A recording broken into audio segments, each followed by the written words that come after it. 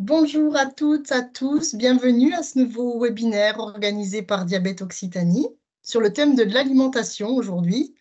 Alors en avril dernier, en 2023, nous vous avions déjà proposé un premier webinaire sur ce thème qui abordait les points clés de l'alimentation des personnes qui vivent avec le diabète de type 2. Il était destiné à un public assez large de professionnels de santé. Vous retrouverez le replay dans le chat. On vous a mis un petit lien pour accéder au replay de ce webinaire si vous voulez en savoir plus. Alors aujourd'hui, le thème de l'alimentation, mais avec une approche un petit peu différente, car il va vraiment s'agir d'aborder l'évolution et l'actualisation de la prise en charge nutritionnelle pour les personnes qui vivent avec un diabète de type 2. C'est pourquoi aujourd'hui, vous êtes nombreux à être diététiciens, diététiciennes, nutritionnistes autour de cet écran. Mais il y a aussi quelques infirmiers, infirmières, médecins, pharmaciens. Bienvenue à toutes et tous. Alors, avant de passer la parole à nos intervenants qui vont se présenter, je vous rappelle qu'il est possible d'adhérer à Diabète Occitanie pour soutenir les actions de l'association et participer aussi à nos missions. Vous retrouverez tout le détail sur notre site et vous avez un lien dans le chat pour accéder à cet espace-là. Je vous invite aussi à dérouler le fil de la conversation car vous avez quelques éléments d'ordre pratique qui vous ont été indiqués tout au début de la conversation. Alors, on laisse la parole à nos intervenantes. Un grand merci à vous deux d'avoir accepté cette invitation. Je te passe la parole, Sylvie, pour que tu puisses te présenter, puis Valérie. Alors, avec plaisir, Anne.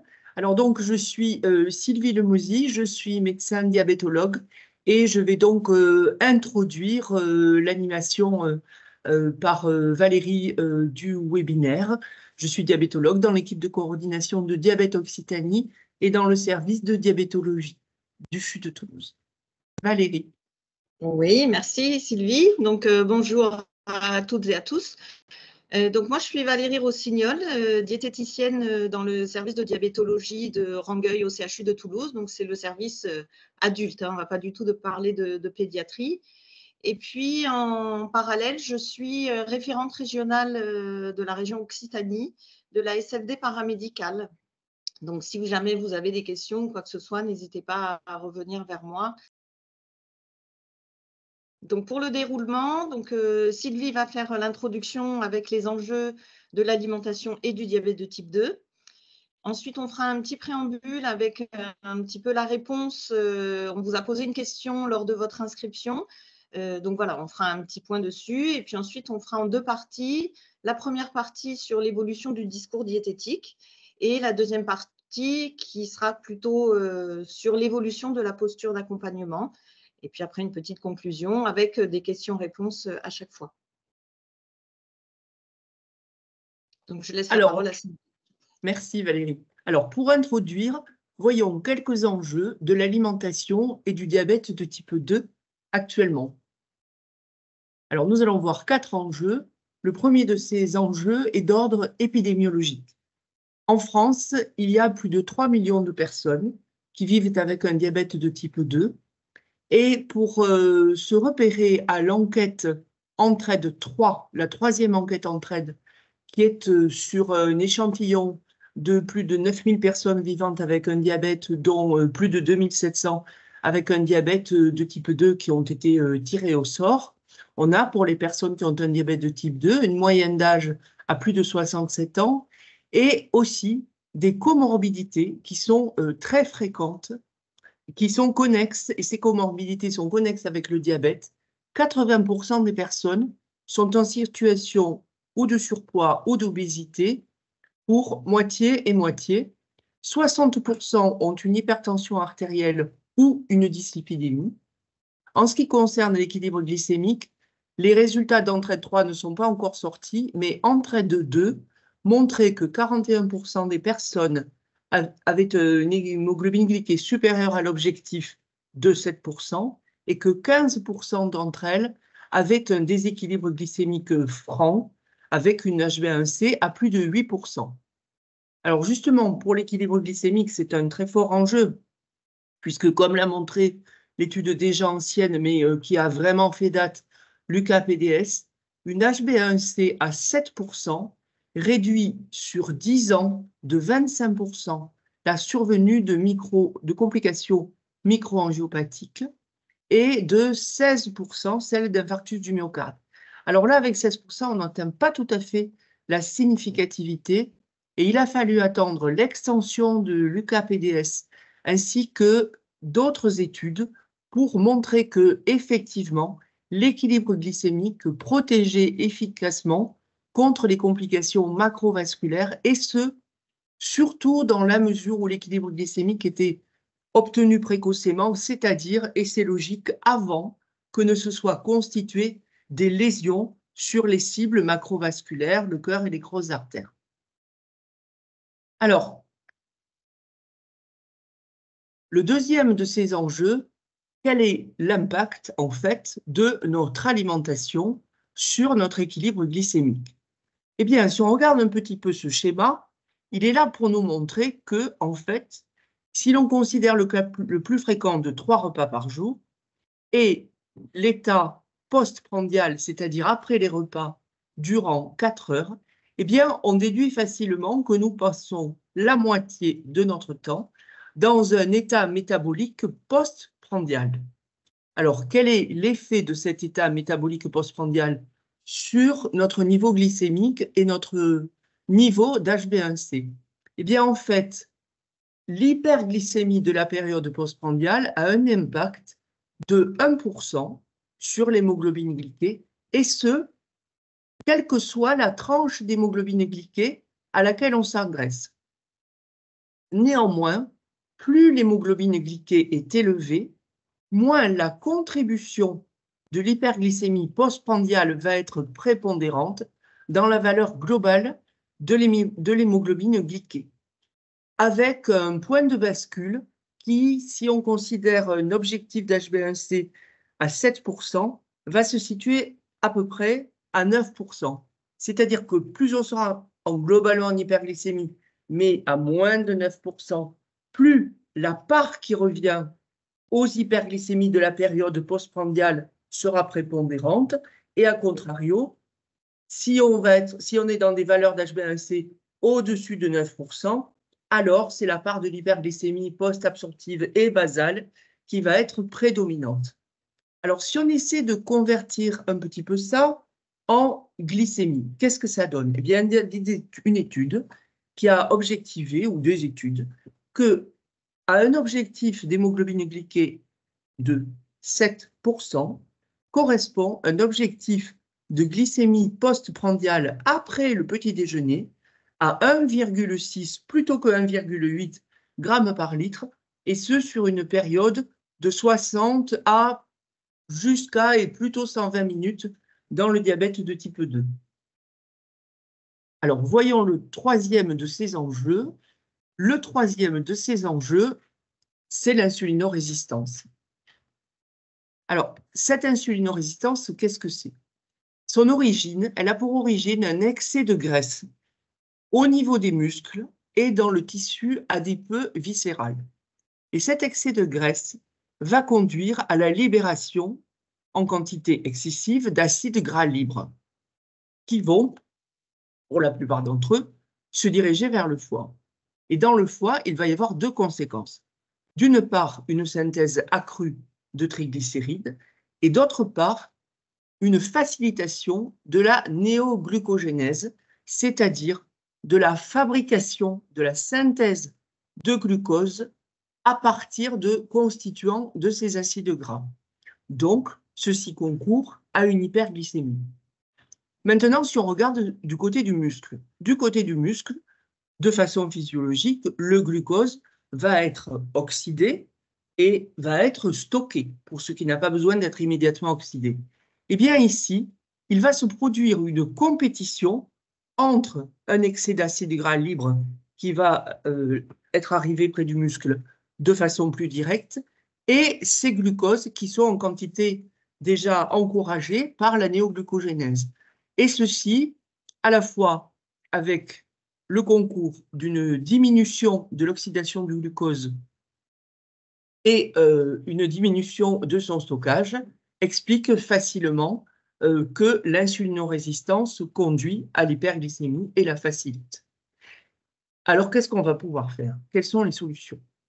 Pour diminuer cette insulinorésistance, le premier objectif, ça va être de cheminer vers un retour à un poids moins élevé, sans être dans un idéal, mais il est montré que la perte modérée de kilos, très modérée, permet déjà de réduire l'hémoglobine glyquée. Pour cela, on va pouvoir jouer sur l'apport énergétique et aussi avec, pour l'activité physique, un effet direct sur l'insulinorésistance, sur l'aménagement de cette activité qui soit le plus favorable possible. Donc, c'était notre troisième et avant-dernier de ces enjeux que je voulais vous présenter. Eh bien, le dernier, ce sont les évolutions thérapeutiques depuis plus de 10 ans. En effet, se sont généralisés l'usage d'analogues de l'insuline, que ce soit pour la basale ou pour l'insuline prandiale. Et ces analogues de l'insuline vont avoir de nouvelles cinétiques. D'autre part, il y a de nouveaux antidiabétiques oraux, les inhibiteurs des DPP4 et les inhibiteurs des SGLT2. Et puis enfin, il y a les analogues du GLP-1 injectable. Et pour ces nouvelles molécules médicamenteuses à disposition, il va y avoir des conséquences pour la prise en charge diététique, que ce soit dans la gestion du risque d'hypoglycémie, mais aussi dans la façon de travailler sur la question du poids, et enfin sur les modalités pour aménager la tolérance et s'ajuster à de nouveaux effets secondaires. Ce qui fait que vous voyez que là, il y a vraiment une évolution des pratiques depuis plus de 10 ans, à la fois pour les prescripteurs et à la fois pour les diététiciens et diététiciennes. Et nous allons continuer à voir de plus près la diététique. Merci Sylvie. Donc, je prends le relais. Donc, en préambule, on a de l'évolution et l'actualisation de la prise en charge nutritionnelle. Diapo suivante, s'il vous plaît. Voilà. Donc, les différents axes de la prise en charge sont toujours les mêmes. Hein. Il n'y a pas de nouveauté vraiment. La première des choses, le premier traitement dans la prévention cardiovasculaire, c'est l'activité physique. On va vous proposer un webinaire sur l'activité physique en juin de cette année, donc je vous recommande vivement de le regarder. Mais voilà, la place de l'activité physique, elle va jouer surtout, comme a dit Sylvie, dans la gestion du poids, la gestion des glycémies postprandiales et des glycémies en général, et puis bien sûr sur le bien-être de chacun, et c'est vraiment très très important. Au niveau de l'alimentation, donc bien sûr, on va aujourd'hui vous parler beaucoup de l'évolution du discours au cours du temps. Et là, ça va être plus sur la façon de faire que sur le contenu. On verra que le contenu, voilà, on sait tous que c'est une alimentation comme tout le monde, on va y revenir. Il n'y a pas de grandes nouveautés, mais au niveau de la prise en charge et de la façon de faire, c'est là où on va voir qu'il y a vraiment eu une grosse évolution. Et donc, je vous recommande vivement de regarder à nouveau le webinaire de l'année dernière de Sabine, qui reprend vraiment les points clés, comme a dit Anne au début de l'intervention. Les objectifs du jour au niveau de l'alimentation, c'est vraiment que je vous amène un petit peu l'expertise de notre prise en charge dans le service de diabéto du CHU de Toulouse, vous montrer un petit peu comment on a évolué, comment on fait, et surtout par rapport aux nouveaux traitements. Voilà, les petits points qui ont changé dans notre prise en charge et notre façon d'aborder tout ça avec le patient. Et puis, bien sûr, il y a les traitements. Hein. Donc, comme a dit Sylvie, l'évolution des traitements qui amène une adaptation du discours diététique. Et il est très, très important aujourd'hui de connaître le traitement du patient pour adapter au mieux ses conseils et tout ce qu'on va dire au patient. Il y a eu aussi un webinaire au mois de juin 2022 sur les traitements médicamenteux du diabète de type 2. Donc ça, n'hésitez pas à aller le revoir parce que ça vous donne vraiment les bases sur les médicaments. Diapo suivante. Alors là, on a voilà, la diapositive sur votre expérience. On vous avait posé la question, quelles sont les premières idées en lien avec l'alimentation qui viennent à l'esprit d'un patient quand on lui parle de diabète. Et souvent, quand ils arrivent et ils viennent pour une consultation par rapport à une découverte de diabète ou un diabète, voilà, il y a plein de choses qui ressortent. Donc, j'ai essayé de les classer un petit peu par rapport à vos réponses. Donc, il y a la première chose, c'est plus comme avant, va falloir que je fasse un régime à vie. Ce qui s'accompagne aussi, je suis obligée de peser, de compter, c'est strict, il faut bannir des aliments, il faut les supprimer, c'est à éviter, c'est interdit. Il y a aussi d'autres patients qui sont un petit peu perdus, ils ne savent plus quoi manger. D'autres qui attendent des aliments miracles qui vont soigner le diabète ou beaucoup de patients nous demandent des menus. Voilà, ils ne savent pas ce qu'il faut manger, donc ils veulent des menus, des recettes bien sûr, hein, je n'ai pas noté, mais ça va avec. Et puis, il y en a d'autres qui sont un petit peu plus curieux et qui ont été faire des recherches et qui vont vous parler de l'index glycémique, des fibres, des collations, de l'éducation thérapeutique qu'il peut y avoir, etc., sur le comportement. Voilà. Donc, ça, c'est des gens un petit peu plus curieux ou qui prennent le diabète un petit peu différemment. Et puis après, il y a ceux qui sont un petit peu pas dans le déni, mais voilà, c'est le sucre dans le sang, c'est un petit diabète, la surveillance, la gestion, enfin voilà, moi je prends médicaments et puis c'est tout. Voilà, donc on a toutes et tous vu tous ces types de patients. Alors, c'est plus comme avant, le régime à vie, je suis obligée de supprimer, de bannir, etc. Donc là, le principe, hein, c'est de les rassurer tout de suite, de ne pas les laisser dans, voilà, qu'est-ce qui est interdit, qu'est-ce que je peux manger, etc. Quand ils sont un petit peu perdus, c'est de leur dire, il n'y a pas de raison de modifier du tout au tout. On a la même alimentation que tout le monde, donc il n'y a pas de raison de tout changer. Par rapport aux aliments miracles, etc., on part vraiment sur ce qu'ils aiment en tout début, et puis d'arrêter ces idées reçues voilà, j'ai lu l'ananas, ça fait brûler les graisses, etc. Bon, on a toutes et tous entendu plein de choses comme ça. Et par rapport au menu et aux recettes, je crois que alors, on a des listes de menus tout prêts, des recettes toutes prêtes. Il y en a dans plein de livres. Nous, on est parti sur une démarche un petit peu différente en les faisant participer à l'élaboration de leur menu. Donc, on va vous montrer un petit peu comment on les aide. Hein, c'est tout bête. Voilà, tout le monde peut le faire. En tout cas, il faut accompagner les patients pour lutter contre toutes ces idées reçues. Diapo suivante, s'il vous plaît. Donc, par rapport à l'évolution du discours diététique, on va proposer déjà un petit sondage.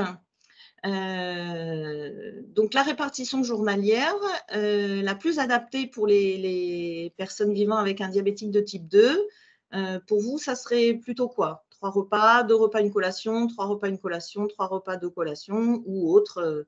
Voilà, on vous laisse répondre au sondage par le chat.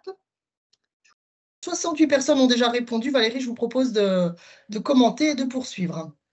Alors, je n'ai pas vu les réponses. Hein. Alors, je vous les lis. 24% des répondants ont indiqué 3 repas. 50% des répondants. 25, on va dire 25% 3 repas. 50% 3 repas à une collation. 7% 3 repas et 2 collations et 20% autres. D'accord, très bien. Bon, alors, je ne suis pas dans la majorité des réponses. Alors, en fait, diapo suivante, on va commencer par rapport au discours diététique. Donc, on a fait ce qui ne change pas dans le discours par rapport à un patient qui est diabétique de type 2. C'est la base de la prise en charge nutritionnelle. Bien sûr que l'alimentation doit couvrir nos besoins nutritionnels en protéines, lipides, glucides, vitamines, minéraux, etc. Bon, là, je vous les relaisse, ce n'est pas la question du jour. Donc, vraiment, il n'y a pas besoin de faire autrement. On a une alimentation vraiment comme tout le monde quand on est en face d'un patient vivant avec un diabète de type 2. Dans le cadre du diabète, bien sûr, cette alimentation doit participer à la prévention des complications et des maladies cardiovasculaires. Hein, ça, je ne reviens pas dessus. Les recommandations pour l'adulte, c'est 3 prises alimentaires par jour, avec le plus possible de régularité. Alors, bien sûr, ça, c'est la théorie. Mais un diabétique n'a pas besoin de collation. Alors, je ne vous parle pas des adolescents ou des enfants, je ne vous parle pas des personnes âgées, je vous parle vraiment de l'adulte en général. Hein. Les recommandations, c'est 3 prises alimentaires par jour qui vont couvrir nos besoins. Dans le diabète, il n'y a pas d'interdit. On peut manger de tout, mais il n'y a rien non plus à volonté. Alors, vous allez me dire, oui, mais les légumes, on peut en manger. Oui, on peut en manger, mais la sauce qui va avec, elle, n'est pas à volonté. Donc, voilà, la salade, on peut en manger. Si c'est nature, il n'y a pas de souci. Mais s'il y a plein de vinaigrette, ben, voilà, on va être vigilant par rapport à ça. C'est pour ça que je dis toujours, il n'y a pas d'interdit, mais il n'y a rien qu'on puisse manger à volonté. Le discours, c'est un peu de tout. Bien sûr, tout ce qui est autour du repas, prendre le temps de manger, bien mastiquer, poser la fourchette entre chaque bouchée, etc. Mais ça, c'est le même discours que pour tout le monde. Ressentir ses sensations. Est-ce que j'ai faim? Est-ce que j'ai pas faim? Est-ce que je suis bien installée? Voilà, donc ça, c'est hyper important aussi, que ce soit diabète ou pas diabète. Hein, voilà. Par rapport aux boissons, donc la seule boisson indispensable, c'est l'eau. Ce qu'on va vraiment limiter au maximum, ce sont les boissons sucrées. Et puis, on fait attention, bien sûr, à l'alcool par rapport aux autres facteurs de risque au niveau du diabète, que ce soit au niveau hépatique, de l'hypertension artérielle, etc. Pour le sel, donc là, on est dans la prévention cardiovasculaire globale de tout le monde. Le discours, c'est de manger un petit peu moins de sel. On mange toujours trop de sel. Donc voilà, ne pas oublier ce discours-là pour la prévention cardiovasculaire. Et puis, je finis par bouger, mais je devrais dû commencer par là. On ne revient pas dessus. Hein. Il faut bouger au maximum, inciter les patients à bouger, à prendre les escaliers, etc. On est tous feignants hein, au niveau de l'activité physique. Donc là, on est toutes et tous d'accord. Diapo suivante, s'il vous plaît. Alors, ce qui a changé, donc depuis 30 ans, moi, ça fait une trentaine d'années maintenant que je suis diététicienne. C'est vrai qu'au départ, quand on commence, on a appris qu'il faut la régularité, etc. Donc, on va imposer un petit peu ces connaissances aux patients. Aujourd'hui, on est beaucoup moins directif dans le discours. On part beaucoup de ce que le patient fait.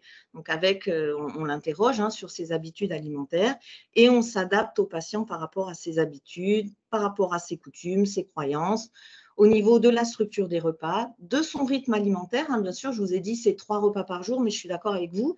Quelqu'un qui a l'habitude de goûter, on va essayer de voir avec lui si ça convient dans sa répartition journalière ou s'il faut modifier, etc. Dans le choix des aliments, c'est pareil. Dans l'estimation des quantités qu'il fait, les modes de cuisson, les matières grasses, le sel, etc. Hein, donc ça, c'est vraiment une prise en charge normale, mais vraiment, comme j'ai dit en préambule, vraiment le discours diététique évolue aussi selon le traitement. Donc, comme l'a dit Sylvie, par rapport au risque d'hypoglycémie, ce qui se disait sur la répartition journalière, souvent les diabétiques de type 2, on leur disait qu'il fallait souvent 3 repas, 3 collations. Moi, j'ai appris ça, voilà, étant jeune diététicienne. C'était surtout dû à l'utilisation importante des sulfamides hypoglycémiants. Le daonil, le diamicron, l'amarel, etc. Aujourd'hui, en tout cas, nous, au CHU, moi, les patients que je vois en consultation ou en hospitalisation, c'est de moins en moins utilisé, ces sulfamides hypoglycémiants. On a toujours la metformine, ça, il n'y a aucun souci, elle est toujours utilisée. Mais ensuite, avec l'apparition des nouveaux traitements, eh bien, en fait, on utilise beaucoup moins les sulfamides, donc avec beaucoup moins de risque d'hypoglycémie, parce que tous les médicaments dont vous a parlé Sylvie, les nouvelles formes thérapeutiques, ça n'entraîne pas d'hypoglycémie. Donc, il n'y a plus besoin de manger des glucides entre les repas.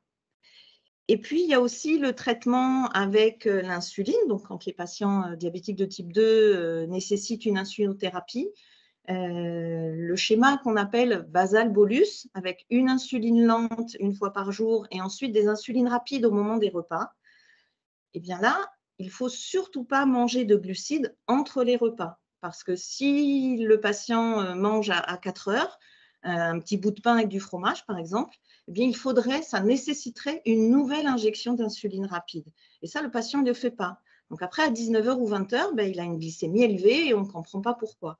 Voilà, donc c'est simplement ça, la répartition journalière des glucides, elle est très importante. Il faut vraiment connaître le traitement du patient pour pouvoir adapter notre discours. Au niveau de la tolérance digestive, donc on connaît toutes et tous hein, le problème de la metformine qu'il faut bien dire de consommer, enfin de prendre au milieu du repas, voire jusqu'à la fin du repas, hein, entre le milieu et la fin du repas, pour atténuer tout ce qui est diarrhée, maux de ventre, etc. Quand on fait ça, normalement, ça se passe très, très bien. Et par contre, attention, dans votre questionnement au niveau des habitudes alimentaires, si vous voyez que le patient ne prend pas de petit déjeuner, eh bien, la metformine du matin, est-ce qu'elle est bien indiquée dans ce cas-là? Donc là, il faut vous rapprocher du médecin pour lui dire, oui, mais attention, ce patient-là, il mange rien et il ne veut rien manger, on n'arrive pas à lui mettre un petit déjeuner. Et là, il faut revoir le traitement par rapport à la prise, au moment de la prise des médicaments. Pour les nouveaux traitements, donc, qui aident beaucoup sur la satiété et au niveau de l'appétit, ça diminue énormément l'appétit sur les nouveaux traitements, surtout les analogues du GLP-1 qui sont faits en injection. Et ça peut aussi entraîner des nausées.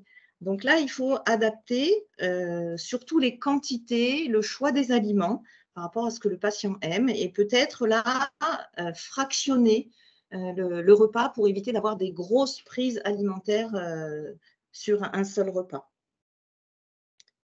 La diapo suivante, s'il vous plaît. Alors, donc comme je vous dis, la répartition journalière, hein, avant c'était 3 repas, 3 collations parce qu'il fallait éviter les hypoglycémies, etc. Donc maintenant, on parle pratiquement plus du tout de collation, mais plutôt d'un fractionnement des repas quand c'est possible et nécessaire.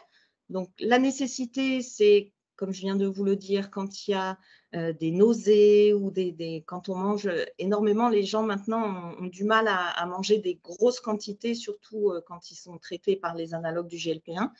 Donc là, ça permet le fractionnement. Alors, pardon, entre la collation et le fractionnement, le terme, la collation, c'est souvent quelque chose qu'on ajoute. Alors que le fractionnement, ça va être le repas qu'on va fractionner, c'est-à-dire qu'on va garder un bout du repas et qu'on va manger 2, 3 ou 4 heures après. Par exemple, je garde mon pain et mon fromage, je ne le mange pas au repas de midi, mais je vais le manger à 4 heures. Alors attention, ce n'est pas dans le cas de l'insulinothérapie basal bolus, hein, on est d'accord, c'est avec les antidiabétiques oraux. Ou alors, je garde mon fruit, je ne mange pas mon fruit en dessert et je vais le manger un petit peu plus tard, soit dans l'après-midi, soit on peut le faire aussi dans la soirée ou dans la matinée, hein, ça marche aussi. Quand on est sous traitement basal bolus, donc insulinothérapie, ce qu'on peut fractionner, c'est le produit laitier, puisque le produit laitier, sans pain, sans fruits en accompagnement, si on ne le mange pas le midi, on peut le manger à 4 heures. Là, ça ne nécessitera pas une autre injection d'insuline, puisqu'il y a très, très peu de glucides et des glucides qui n'agissent pas très fortement sur la glycémie. Donc, en général, ça marche bien. Donc, ce fractionnement, ça nous aide donc dans la perte de poids, bien sûr, pour éviter les fringales et les grignotages. Souvent, c'est des patients qui, voilà, soit ils s'ennuient, etc. Donc, le fait de fractionner le repas, on n'est pas dans un apport supplémentaire, mais plutôt dans, voilà, je couvre mes besoins sur la journée, mais en faisant peut-être 4 à 5 prises alimentaires par jour. Voilà, je pense que j'ai été claire sur la différence entre collation et fractionnement. Pour la place des glucides, je ne reviens pas sur les quantités. Alors, si je reviens un petit peu, donc dans le webinaire hein, de Sabine de l'année dernière, c'était bien noté, les besoins en glucides entre 40 et 55% de glucides. Ça a évolué aussi un peu hein, avec les années. Moi, j'ai appris 60%. Bon, voilà. Hein, donc là, ça a baissé un petit peu. Mais c'est important toujours de manger des glucides. Alors après, selon l'âge, selon le sexe, etc., 40%, on peut se dire, ce n'est pas beaucoup, mais des fois, ça suffit. hein. Donc, il faut bien écouter le patient et adapter le discours à ce qu'il a l'habitude de faire et à ses besoins. Par rapport au choix des aliments, donc je vous ai dit, il n'y a pas d'interdit. Donc, il peut manger tous les glucides qu'il désire, hein, ça, on est d'accord. Bien sûr qu'on va privilégier le choix au niveau des féculents, tout le groupe du pain et les fruits, au niveau des apports en glucides, plutôt que les boissons sucrées, où on a dit qu'il fallait vraiment les éviter, ou les produits sucrés, les boissons sucrées, j'ai dit, ou les produits sucrés, bien sûr, qui n'apportent que le goût sucré, donc pas d'intérêt au niveau nutritionnel, alors que les fruits, les féculents, le pain, etc., ça apporte des vitamines, des minéraux, donc ce sont des glucides, un apport de glucides très important au niveau nutritionnel. Pour, bien sûr, un bonbon, hein, il n'y a pas de souci, ou un petit carré de sucre dans le café, s'il en prend un par jour, ce n'est pas ça qui va entraîner un déséquilibre des glycémies et du diabète. Par contre, s'il prend 10 cafés avec à chaque fois un sucre dedans dans la matinée, là, on n'est plus d'accord et il va falloir limiter un petit peu cette consommation. Par rapport à l'index glycémique, alors, j'ai réfléchi un petit peu parce que par rapport aux patients que nous, on voit en hospitalisation ou en consultation, soit ce sont des patients avec une découverte récente de diabète, et là, il y a pas mal de choses à modifier avant de leur parler de l'index glycémique. Alors, bien sûr, s'ils viennent avec des questions sur l'index glycémique, on leur répond, mais ça ne va pas être en première intention. Et puis ensuite, on a tous les patients hospitalisés qui viennent pour souvent des complications du diabète. Et là aussi, il y a tellement de choses à modifier que l'index glycémique, ce n'est pas tellement ce qu'on va mettre en avant non plus. D'accord ? Maintenant, bien sûr que, comme Sylvie l'a dit, par rapport aux glycémies postprandiales, le choix des aliments à index glycémique faible peuvent aider à limiter cette glycémie postprandiale. Mais voilà, c'est vraiment des choses qu'on va amener dans un deuxième ou troisième temps. Maintenant, vous, c'est sûr que si vous avez des patients que vous suivez régulièrement, qui sont assez bien équilibrés, là, le fait de leur parler du choix des aliments et de l'index glycémique, ça peut énormément les aider, hein. Donc, je vous retourne vers le webinaire de Sabine où elle vous avait déjà indiqué, hein, pour l'index glycémique, le choix des cuissons, le choix des aliments, de préparation et tout, ça peut jouer vraiment sur l'index glycémique. Je n'ai pas assez de temps pour détailler plus de choses, donc si vous avez des questions, n'hésitez pas. Pour la place des produits sucrés, on en a parlé un petit peu, hein, donc un carré de chocolat ou un carré de sucre, ce n'est pas très grave, mais on ne mange pas la moitié du paquet de bonbons. Voilà. Diapo suivante, s'il vous plaît. Alors, pour compléter la prise en charge nutritionnelle, on est obligé de parler des lipides dans le diabète de type 2, hein, bon, dans le diabète de type 1 aussi, mais surtout dans le diabète de type 2. Les lipides, les quantités, c'est 35 à 40% de l'apport énergétique total. On privilégie, bien sûr, par rapport à la prévention cardiovasculaire, donc les acides gras monoinsaturés et les acides gras polyinsaturés. Et on limite surtout les acides gras saturés athérogènes. Donc, je vous ai mis les trois acides gras saturés athérogènes, palmitique, laurique, myristique, qu'on va trouver aussi bien dans des graisses d'origine animale que dans des graisses d'origine végétale. Donc, attention, ce qu'on disait avant, animal mauvais, végétal bon, c'est plus du tout vrai par rapport au choix des graisses. Voilà, c'est vraiment, on essaye d'aller un petit peu plus loin. Alors, par rapport à un repère visuel simple, sous forme, enfin, à température ambiante, les mauvais acides gras saturés athérogènes, ils sont sous forme solide. Donc, quand on fait cuire une viande, par exemple, pour savoir si le gras de cette viande elle est riche en acides gras saturés athérogènes ou pas, eh bien, quand on sort le plat du feu, si la graisse se fige très rapidement, si on voit les yeux là, à la surface, eh bien là, ça sera une viande qui va être assez riche en acides gras saturés athérogènes. Par contre, si la viande ou le jus reste liquide, ça peut aller jusqu'à 24 heures. Après, une graisse animale, elle va finir par se solidifier. Mais si elle reste liquide de façon plus longue, eh bien, il y aura moins d'acides gras saturés hétérogènes dans ce type de viande. Donc là, par exemple, hein, typiquement, le mouton, l'agneau, le veau sont plus riches en acides gras saturés hétérogènes que le porc ou le canard. Donc, par rapport aux lipides, pour le choix, on fait attention et on va limiter les acides gras saturés hétérogènes. Attention à la quantité, bien sûr, qu'on mange. Et puis, au choix du morceau. Ce n'est pas parce qu'on va pas arrêter de manger du veau. Par contre, on va plutôt prendre une escalope de veau, on va plutôt conseiller une escalope de veau que de la côte de veau qui sera un morceau beaucoup plus gras avec une quantité de lipides beaucoup plus importante. Diapo suivante. On passe au sel. Donc, je ne reviens pas dessus. Le sel, pour l'hypertension artérielle, c'est très important. On mange trop de sel. Les recommandations, 4 à 6 grammes par jour. En général, on est entre 12 à 15 grammes par jour. 10-12 grammes si on ne mange pas trop de produits du commerce. Et on peut monter à plus de 15 grammes si on utilise régulièrement des plats cuisinés du commerce. Donc ça, c'est vraiment quelque chose, il ne faut pas l'oublier, surtout pour les patients qui ont de l'hypertension artérielle. Un petit peu moins de sel. On ne leur demande pas du sans sel. Alors, pour le fait maison, l'intérêt du fait maison, on va passer à la diapo suivante, s'il vous plaît. J'ai une petite question à vous poser.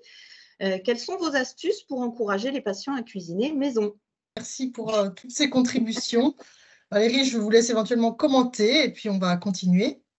Oui, alors j'en ai vu quelques-unes, hein, mais effectivement, le goût. Je crois que la première chose, hein, c'est on peut choisir le goût de l'aliment en l'assaisonnant à son goût, avec des herbes, avec des épices, etc. Par contre, quand vous prenez des plats cuisinés industriels, eh bien, le goût, il est formaté. Et donc, on vous oblige à manger avec ce goût-là et à aimer ce goût-là. Le prix, tout à fait, hein, ça revient beaucoup plus cher d'acheter des plats cuisinés que de cuisiner maison. Alors, il faut du temps, il faut de l'organisation, je vois, hein, acheter un air fryer. Ça, c'est ma petite Lise. Voilà, bon. Bien sûr qu'il faut le fait maison, pardon, je vais reprendre. Ça permet aussi, diapo suivante, s'il vous plaît. Je l'ai vu passer aussi cette réponse. Donc, le patient choisit par rapport à ses goûts, on vient d'en parler, et ça, c'est très important de lui dire, de lui expliquer qu'en préparant lui-même, c'est lui qui choisit. Il y a aussi d'avoir un regard sur les quantités, tout à fait. Je l'ai vu passer aussi, la quantité de matières grasses qu'on rajoute, les matières grasses aussi, le choix des matières grasses qu'on met et les goûts. Donc, par rapport aux produits industriels, c'est vraiment quelque chose de très, très important et il faut essayer en majorité de pousser les patients vers ce fait maison. Ça prend du temps. C'est sûr, hein, il faut leur dire, il ne faut pas leur cacher. Hein. Moi, je leur dis effectivement, ce n'est pas 3 minutes au micro-ondes, faut le temps de préparer, de réfléchir au menu, de faire la liste de courses, d'avoir dans ses placards des choses avec lesquelles on peut facilement créer un repas, etc. Donc, ça prend du temps, effectivement. Et puis, le fait maison, hein, ça lutte contre la malbouffe. Je crois qu'aujourd'hui, c'est vraiment le grand mal du siècle. Donc, ça, c'est très important. Alors Valérie, on a une question dans le chat, si vous voulez bien y répondre. Alors, est-ce que les compléments nutritionnels oraux diabétiques ont-ils vraiment un impact moindre sur la glycémie par rapport aux compléments nutritionnels oraux normaux? Alors, pour moi, je ne pense pas. L'important, c'est la quantité de glucides qu'il y a dedans et l'adaptation du traitement. Quand on prescrit des compléments nutritionnels oraux, c'est pour lutter contre la dénutrition. La priorité, c'est la dénutrition. Et ensuite, on adaptera le traitement du diabète à ces prises de compléments nutritionnels oraux. Très souvent, c'est entre 30 et 35 grammes de glucides, hein, majoritairement. Il y en a un petit peu moins, 25. Il y en a d'autres qui montent jusqu'à 40. Ça dépend En général, 40, on les coupe en deux. Mais c'est souvent des glucides que le patient va manger à la place du pain, par exemple. Donc, ça, il n'y aura pas de glucides en plus. Et les produits nutritionnels, les compléments nutritionnels oraux qui sont un petit peu soit à base d'édulcorants avec un petit peu moins de glucides, en tout cas les DB, les diabétiques pour diabétiques. J'avais demandé à un laboratoire s'ils avaient fait un test sur l'index glycémique parce qu'en fait, ça serait ça. Et en fait, ils n'ont pas fait de comparaison. Donc, je ne sais pas quels sont les effets, si c'est meilleur ou pas. Je ne pense pas. Je ne pense pas qu'il y ait d'intérêt à utiliser ces produits-là. Par contre, si le patient les prend entre les repas et s'ils sont sous insulinothérapie, avec le basal bolus, là, il faudra une injection d'insuline supplémentaire à 16 heures pour l'apport en glucides supplémentaires. Si c'est à la fin du repas, puisque c'est un complément, donc il faut valoriser la prise du repas avec la viande, le légume, le féculent, etc. Et après le dessert, ils prennent le complément nutritionnel oral avec il faut adapter le traitement. Merci pour cette réponse, Valérie. Alors, il y a 2 autres questions ou commentaires. Isabelle qui a réagi au moment où vous évoquiez la qualité des lipides dans les viandes et qui disait, mais pourtant, le porc est une viande rouge. Et donc, il vous interpellait là-dessus. Est-ce que vous auriez quelque chose à éventuellement pour compléter? Et puis après, on prendra 2 autres questions avant de passer à la suite. Oui. Alors, en fait, on ne parle plus de viande rouge ou viande blanche, ça ne veut rien dire. Ce qui est très important, c'est déjà la quantité de viande qu'on mange. Et souvent, les patients, alors soit ils en mangent trop, soit ils n'en mangent pas assez. Donc, on lutte dans les 2 cas pour amener à la bonne quantité. La deuxième chose, c'est plus sur le choix du morceau. Donc, on a la quantité en premier. Et ensuite, c'est sur le choix du morceau. Et là, dans le porc, déjà, c'est une bonne graisse pour le cœur, c'est-à-dire c'est une viande qui a moins d'acides gras saturés hétérogènes que le veau, le mouton, l'agneau, comme je l'ai dit, ou le bœuf. Par contre, si vous prenez le travers de porc ou la côte de porc dans l'échine, vous aurez une quantité plus importante de lipides que si vous prenez le rôti de porc dans le filet ou la côte de porc première dans le filet.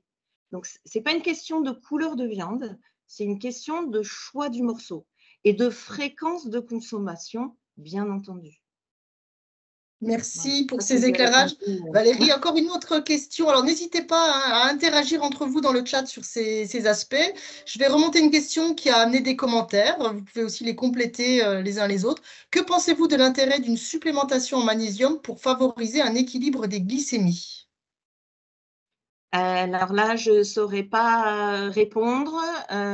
Pour moi, l'équilibre alimentaire suffit et je ne vois pas ce que le magnésium, mais je ne suis pas le chrome non plus, je ne sais pas du tout, je ne vois pas comment les supplémentations nutritionnelles, il faut que l'alimentation réponde à tous nos besoins. Et si ça répond, pour moi, il n'y a pas besoin de supplémentation et en tout cas, le magnésium n'a jamais amélioré les glycémies. En tout cas, là, ce n'est que ma réponse, mais on ne traite pas aujourd'hui les patients qu'on a dans le service avec des supplémentations en magnésium pour améliorer les postprandiales.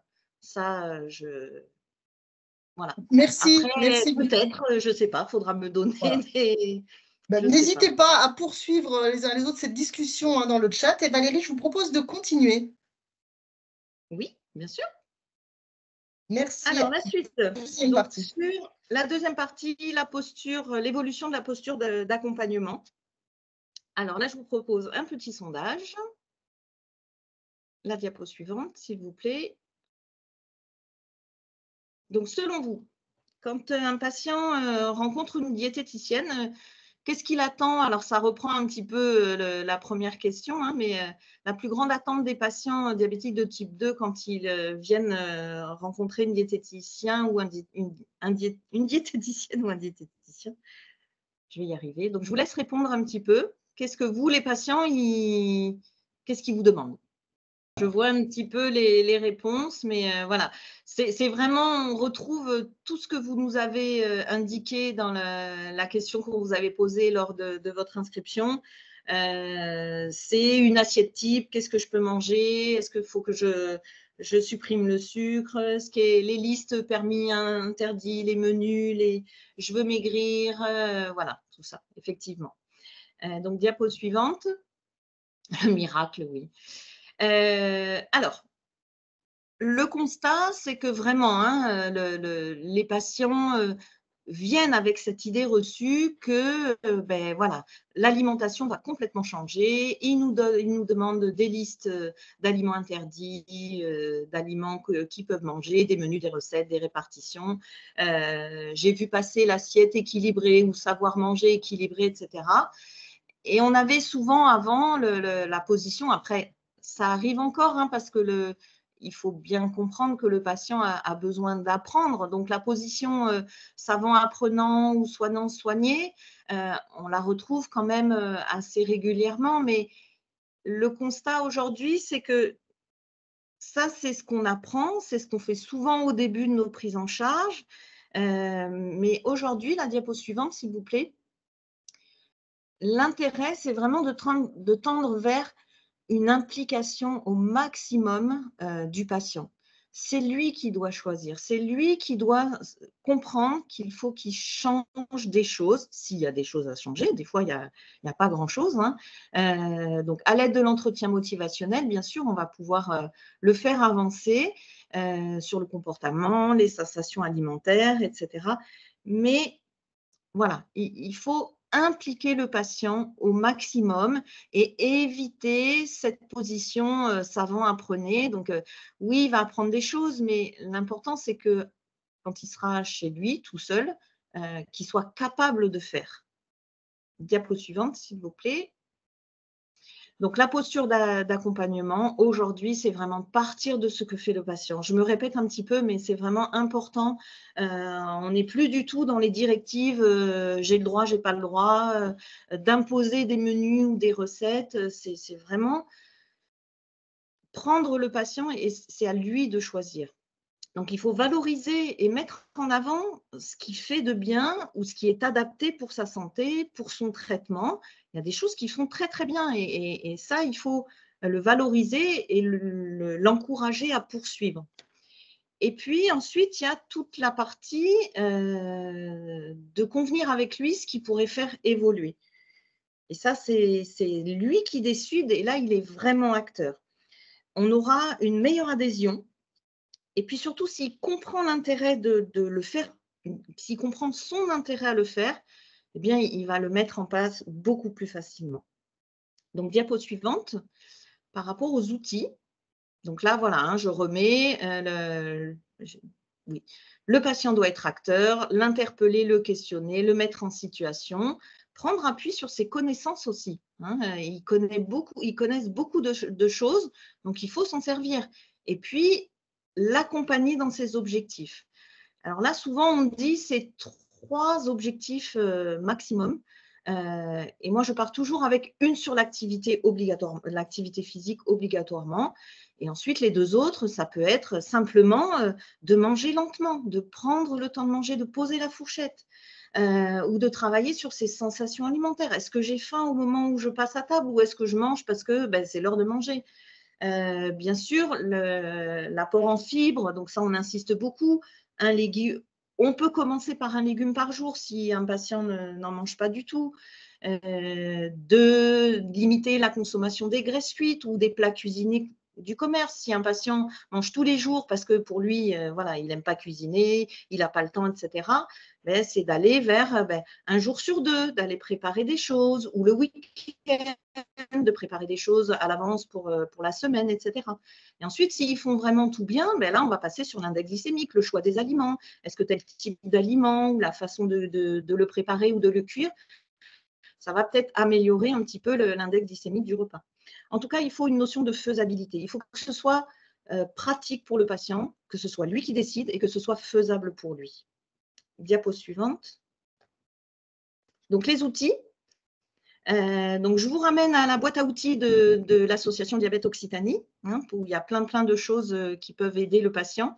Vous connaissez aussi la fabrique à menus du PNNS qui refonctionne hein, depuis peu, mais ça refonctionne. Et puis, nous, on va vous montrer un petit peu l'aide au choix des aliments et à l'élaboration des menus dont je vous ai parlé tout à l'heure en début d'intervention. Ça, c'est une fiche qu'on a créée en fait pour les patients qui nous demandaient toujours qu'est-ce que je peux manger, qu'est-ce que j'ai le droit de manger, donnez-moi des menus, etc. Donc, on est parti des groupes d'aliments et on leur fait remplir.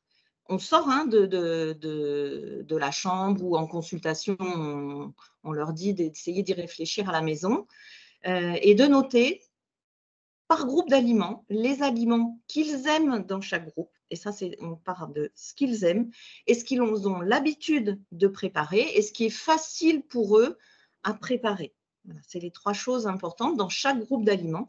Et une fois qu'ils ont rempli ce tableau, alors on revient, on corrige hein, des petites choses. Hein. Souvent, le beurre est dans le produit laitier ou la crème, hein, mais voilà, ça c'est ce qui revient très, très souvent. Et ensuite, la deuxième page, alors on n'a pas fait recto verso, hein, on donne vraiment 2 feuilles différentes, donc diapo suivante s'il vous plaît. Là, on leur a créé donc des repas équilibrés où on leur dit, vous prenez un aliment de chaque groupe et vous allez créer vos menus. Alors, on a mis du lundi au dimanche, midi, soir, hein, on leur explique bien qu'ils peuvent manger la même chose midi et soir, hein, enfin voilà, c'est pas, mais ça leur fait 14 exemples de menus. Et ce sont avec les aliments que eux ils aiment et c'est eux qui ont créé le menu.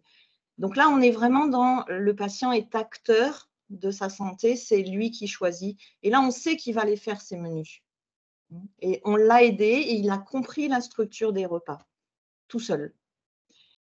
Et donc ensuite, par rapport au diapo suivante, s'il vous plaît, par rapport aux décisions à mettre en place, donc ça, c'est le cadran de mes décisions de Sylvie de l'association Diabète Occitanie. On l'utilise aussi beaucoup pour les diabétiques de type 2 qui sont en semaine d'éducation. À leur sortie, avec tout ce qu'ils ont entendu dans la semaine ou la demi-semaine, eh bien, c'est qu'est-ce que je décide de mettre en place dès que je sors. Donc, pour l'alimentation, voilà, c'est les 3 choses qu'on essaye, c'est ne plus sauter de repas ou ne pas grignoter. Mais ça, ce n'est pas suffisant. Quand on les voit en individuel, on leur demande, oui, ne pas grignoter. Mais ça veut dire que qu'est-ce que vous allez faire? Eh bien, je vais faire un repas beaucoup plus complet le midi, comme ça, je n'aurai pas faim. Ou alors, je vais garder mon yaourt ou mon fruit pour 4 heures. Comme ça, je sais que je peux manger quelque chose à 4 heures, mais ça ne sera pas en plus de mes apports, etc. Ou c'est, je ne regarde plus la télévision en mangeant, je mange dans le calme, ou je prends le temps de manger, etc. Et vous avez bien sûr une partie pour l'activité physique et une partie aussi sur le diabète, soit la surveillance, soit la prise des traitements, etc. Voilà. Donc ça, c'est des choses qu'on utilise beaucoup et dont vous pouvez être… voilà. Alors, merci Valérie. On va prendre quelques questions pour terminer ce webinaire. Alors, une question qui a amené quelques commentaires dans le chat. Je vous invite à suivre aussi ces conversations dans cet espace-là. Que faire avec un patient qui est plus sévère que nous en s'imposant d'arrêter le sucre, par exemple? C'est une question d'Anaïs. Alors, pour les patients qui refusent de manger du sucre, on ne va pas aller à l'encontre de ce qu'ils veulent faire. Hein. S'ils n'aiment pas, il n'y a pas de souci. S'ils refusent parce qu'ils sont diabétiques, c'est de leur expliquer que oui, au quotidien, ils peuvent ne pas en manger, mais si un jour, ils ont une pâtisserie ou un bonbon, qu'ils ont envie de le manger, s'ils en mangent qu'un, ça ne va pas, ça va pas faire grand-chose sur leur glycémie. D'accord ? Mais c'est sûr qu'on a des patients qui refusent de manger du sucre, bien sûr. Que pensez-vous ? Là, après, c'est une discussion entre le patient et… Il ne faut pas l'amener à… C'est comme le vin. Hein. S'ils ne boivent pas de vin, on ne va pas leur dire « mais un verre de vin, c'est bon pour la santé ». Enfin, s'ils n'aiment pas le vin, on ne va pas les inciter à boire de l'alcool. Isabelle réagissait sur cette conversation en évoquant la possibilité de travailler sur les restrictions cognitives, les peurs, et savoir pourquoi il veut tout arrêter. Alors, on a une autre question qui nous dit « Que pensez-vous de l'autosurveillance glycémique pour encourager la motivation et soutenir le changement ?» Je laisse peut-être Sylvie répondre.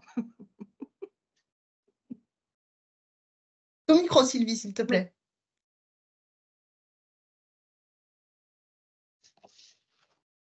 Le voilà. Alors, en fait, votre question, là, dès que j'ai entendu, ça m'a fait penser comme ça aux bénéfices qu'on peut avoir et au fait qu'on travaille avec parfois l'enregistrement du profil des glycémies qu'on propose de porter pendant 2 semaines à la consultation à des personnes qui ont un diabète de type 2 Ça, c'est une initiative du service et ils le ramènent parce que c'est des personnes qui peuvent être traitées uniquement par antidiabétiques oraux et donc qui ne l'auraient pas remboursé, mais qui soit ne comprennent pas en quoi suffisamment l'alimentation ou d'autres activités peuvent impacter, soit sont très inquiètes. Et donc, on utilise ceci soit parce que nous, on a besoin pour comprendre un petit peu comment on peut orienter et gérer à la fois nos conseils, nos médicamenteux et nos prescriptions. Et en fait, ça aide beaucoup d'avoir une visualisation comme ça des plages où ils vont avoir des difficultés avec la glycémie. Alors, pour, ça aide beaucoup donc d'avoir à conscience les moments, notamment avec les périodes postprandiales et autres, où, alors qu'ils ne le savaient pas du tout, eh bien justement, il y a un des 3 repas qui est suivi de difficultés. Pour ce qui est de l'autosurveillance glycémique, donc d'un outillage très fréquent, effectivement, moi, je suis tout à fait pour que les personnes l'aient à disposition, mais d'abord pour elles, et non pas pour le médecin ou le soignant. Qu'elle l'ait pour apprendre à se connaître et justement explorer qu'est-ce qui peut faire monter plus ou moins, comment la glycémie va être influée par tel ou tel comportement, que ce soit une prise alimentaire, mais pourquoi pas un moment de stress et pourquoi pas l'activité physique aussi. Et du coup, le maître mot, c'est varier, varier, varier. Varier, l'outil est à vous, vous avez la liberté de vos horaires, ne vous cantonnez pas au rail à jeun ou au rail avant le repas, soyez curieux. Et quand on a un patient acteur qui est curieux de sa glycémie et qui prend l'outil lecteur pour connaître et comprendre mieux et faire des liens, on a gagné le pourquoi de l'autosurveillance. Merci Sylvie pour ce retour. Il nous est demandé aussi une liste des associations de patients régionales. On va vous orienter, on va essayer de mettre un lien dans le chat vers le COPS, le comité opérationnel du partenariat en santé, qui pourra vraiment vous aiguiller sur cette question-là. Nous est demandé aussi il vous est demandé Valérie, si vous incitez les patients à avoir un suivi diététique avec des diététiciens libéraux, car certaines fois les consultations sont remboursées par de nombreuses mutuelles. Ça appelle Tout à peut-être pas fait. C'est plus de vraiment ce commentaires. qu'on préconise parce que nous, à l'hôpital, on ne peut pas faire de suivi. Alors, on en fait, mais très, très, très peu. Donc, bien sûr qu'on les incite. On leur dit que certaines mutuelles prennent en charge, qu'il y a, etc. Donc, on a quelques noms et n'hésitez pas à… Voilà. Après, il faut qu'on les connaisse, mais on leur dit, n'hésitez pas à en parler à votre médecin traitant, avec votre diabétologue et d'avoir recours au diététicien, bien entendu. Il y a énormément de patients, c'est la base, hein, bien sûr. Alors, il y a des questions sur l'utilisation des documents qui ont été présentés. Donc, tous les documents de Diabète Occitanie sont accessibles sur notre site. Vous avez un lien dans le chat. Les documents du CHU de Toulouse, est-ce qu'ils peuvent être utilisés, Valérie, et remis aux patients dans les structures des personnes qui sont avec nous aujourd'hui? Normalement, non. Après, c'est pas difficile, hein. C'est moi on a créé ce tableau avec les groupes d'aliments et après les menus. Donc, vous pouvez très, très facilement recopier, prendre ce modèle-là, il n'y a pas de souci. Après, ce document-là, non, on est au CHU, donc on ne peut pas l'utiliser, mais vous pouvez très bien le décalquer, il n'y a aucun souci. Enfin, au contraire, hein. C'est pour ça que je vous l'ai montré, parce que je trouve que c'est vraiment quelque chose qui nous manquait par rapport aux demandes du patient. C'est quelque chose de tout bête, de tout simple, mais alors ça leur plaît, mais ça leur change la vie, quoi. Donc, n'hésitez pas à le copier, à vous faire, vous, les tableaux en mettant les mêmes phrases, c'est pas grave, voilà. Voilà. Très bien. Donc, avant de conclure ce webinaire, juste une dernière question. Vous êtes interpellé sur votre avis sur les édulcorants de synthèse. Très rapidement, c'est un challenge de répondre à cette question rapidement. On vous écoute. Alors, un demi-sucre, ça ne fera rien sur la glycémie. Donc, s'il consomme très peu de sucre, mais qu'il veut continuer à mettre une cuillère à café dans son yaourt de sucre ou de miel, il n'y a aucun souci. Par contre, s'il prend effectivement beaucoup de sucre, qu'il aime encore ce goût sucré, là, l'édulcorant peut être une bonne façon d'avoir le goût sucré sans agir sur la glycémie. Mais pareil, c'est un peu de tout, donc c'est sans excès. Voilà. Et je voulais finir sur ma conclusion parce que finalement, on n'a pas conclu. Donc, la conclusion, c'est vraiment d'impliquer le patient. Je crois qu'aujourd'hui, dans les maladies chroniques, que ce soit le diabète, l'hypertension artérielle, le cholestérol, les triglycérides, etc., c'est vraiment, et dans le poids, bien sûr, c'est vraiment impliquer le patient. Il ne faut plus qu'il se laisse faire. Ma devise, manger un peu de tout. Ça, c'est vraiment, si on me connaît, on reconnaît mon discours. Et puis, garder le plaisir de manger, c'est pas que pour se nourrir, c'est convivial, c'est un moment convivial, on se fait plaisir avec les goûts différents. Donc, voilà, la diététique, c'est ça, c'est le plaisir de manger. Voilà, j'espère que j'ai répondu à vos attentes. Un grand merci Valérie, Sylvie, pour votre intervention ce webinaire. Merci aussi à Sabine et Émilie qui ont contribué à la préparation de ce webinaire. Avant de terminer, juste vous dire que vous avez dans le chat, vous avez un lien qui va apparaître vers le questionnaire d'évaluation. On vous remercie de prendre une toute petite minute pour y répondre, car ça nous aide à améliorer nos pratiques. Et juste une petite info sur le collectif de partage en ETP Diabète. Diabète Occitanie on anime ce collectif avec la possibilité de recevoir une lettre d'information sur le TP Diabète, avec des rencontres d'échange de pratiques. La participation est gratuite. Et vraiment, on vous invite à nous rejoindre au sein de ce collectif pour partager vos expériences. Il suffit de vous inscrire, vous allez avoir le lien qui apparaît dans le chat. Et pour terminer, le prochain webinaire, c'est dans un mois, sur la question du sommeil et du rythme de vie, et qui n'est pas sans lien avec ces questions d'alimentation, et donc les répercussions sommeil et rythme de vie sur le diabète. Vous recevrez l'invitation dès la fin de semaine pour ce webinaire et n'hésitez pas à nous rejoindre. On aura plaisir à vous retrouver